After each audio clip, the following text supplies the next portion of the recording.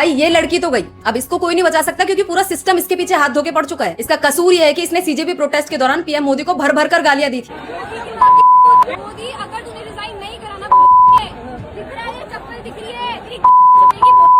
अब चाहती तो ये अपनी बात तमीज में भी रख सकती थी, लेकिन नहीं, दीदी को तो कूल बनना था। और एक अकेली यही नहीं थी, कुछ ने आर्मी पर्सनल्स को बुरा भला बोला। इंडियन आर्मी माँ की Army is so great.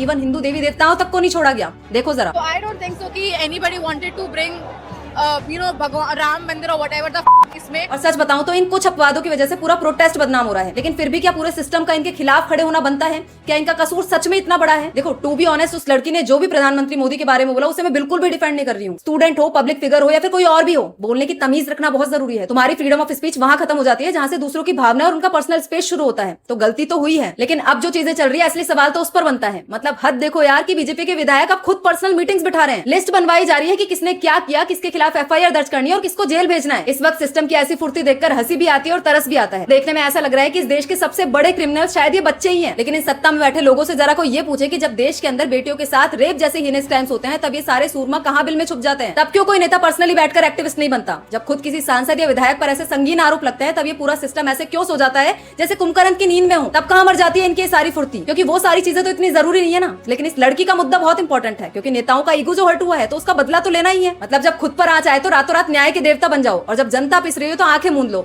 यही है आज के सिस्टम का खेल। हमारे नेताओं के इस दोहरे रवैये पर आप लोग क्या सोचते हैं? अपनी राय कमेंट बॉक्स में जरूर से बताइएगा और ऐसी वीडियोस के लिए अकाउंट को फॉलो जरूर से कर लेना। जय हिंद, जय भारत।